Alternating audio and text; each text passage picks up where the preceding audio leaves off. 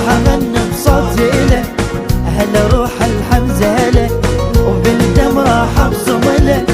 ابقى